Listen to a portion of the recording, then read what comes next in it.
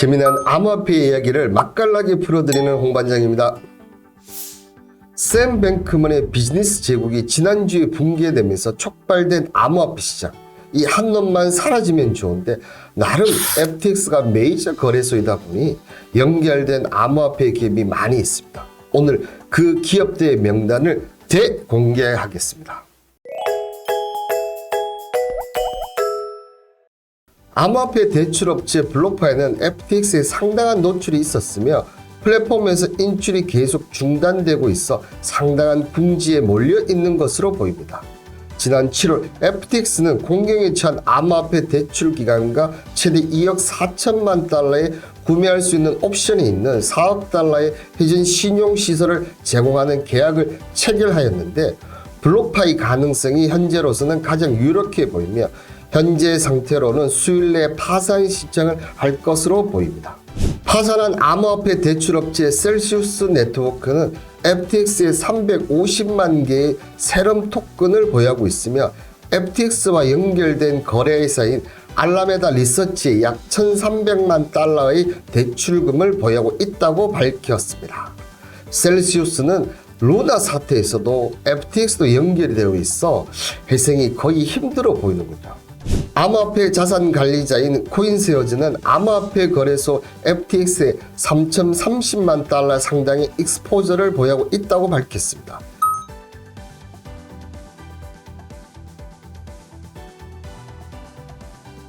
아하! 하지만 3분기 말 순자산 가치는 2억 4,060만 파운드를 보유하고 있어 파산의 리스크는 그리 크게 보이지 않습니다. 암호화폐 거래소 크립토닷컴은 1년 동안 약 10억 달러를 FTX로 옮겼으나 대부분 회수했으며 FTX 붕괴 당시 노출된 금액은 1,000만 달러 미만이라고 밝혔습니다. 준비금 돌려막기 의혹이 불거지면서 현재 출금이 정상적으로 작동을 못하고 있습니다. 다른 대안이 없으면 두 번째 파산 거래소가 될 확률이 높아 보입니다. 자, 대부분 회수했다고 하지만 이게 진짜인지 아닌지 알 수가 없는데 지금 정상적인 출금이 원활하지 않다. 그만큼 확률이 높다. 이렇게 저는 보입니다. 크립토 금융 서비스 회사 갤럭시 디지털 홀딩스는 3분기 실적 발표에서 FTX에 7,680만 달러 상당의 익스포저가 있었으며 이 중 4,750만 달러는 인출 과정에 있다라고 밝혔습니다. 다만 10억 달러 이상의 현금과 15억 달러 유동성을 보유하고 있어 큰 문제는 없어 보입니다. 미국 암호화폐 브로커 제네시스 트레이딩의 파생 상품 사업은 FTX에 약 1억 7,500만 달러의 자금을 보유하고 있으나 FTT나 중앙집중식 거래소에서 발행한 다른 토큰에 대한 실질적인 노출은 없다라고 밝혔지만 현재 고객 자금 상환을 중단하였습니다. 리스크가 상당히 있다고 보여집니다. 실버게이트 캐피탈은 현재 모든 디지털 자산 고객의 119억 달러 예치금 중 FTX의 10% 미만을 차지하고 있어 회사에 크게 영향이 없을 것으로 보입니다.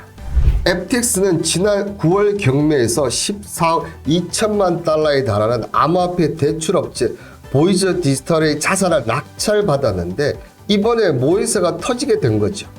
새로운 주인이 나타나지 않는다면 회생이 순조롭게 진행이 되기는 힘들어 보입니다.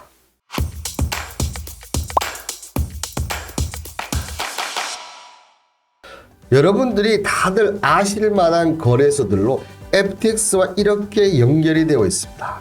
나름 이 FTX가 메이저지 않습니까? 역시 바이낸스, 코인베이스, 크라겐 등 역시 메이저와 연결이 되어 있습니다. 하지만 주요 내용을 보시면 메이저급에 비해서는 내용이 약합니다. 해당 거래소의 규모나 현재 입출금 업무 등이 원활하게 진행이 되고 있는 점으로 볼 때는 크게 리스크는 현재는 없는 것으로 보입니다. 암호화폐 시장 전반에 걸친 전염 정도는 불분명하지만 FTX 노출에 대한 정보를 알고 또 다른 암호화폐 업계의 추가 파산의 대비도 염두에 두어야 합니다.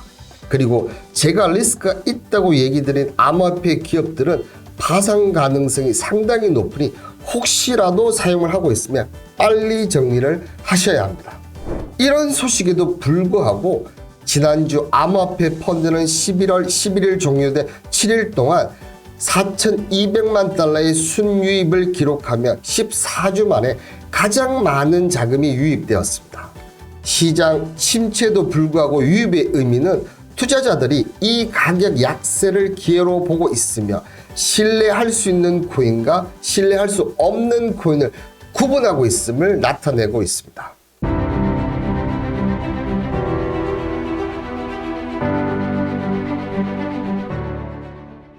호랑이한테 물려도 정신만 차리면 산다는 격언이 있죠. 2011년 마운트 곡스 사태부터 2018년 암호화폐 폭락까지 암호화폐 시장에는 늘 위기가 닥쳤지만 항상 비트코인을 비롯한 암호화폐는 새로운 신고가를 경신했습니다. 오뚜기처럼 말이죠. 이번 사태에서도 어김없이 암호화폐 펀드의 자금 유입의 의미는 새로운 역사의 시작이 아닐까 합니다.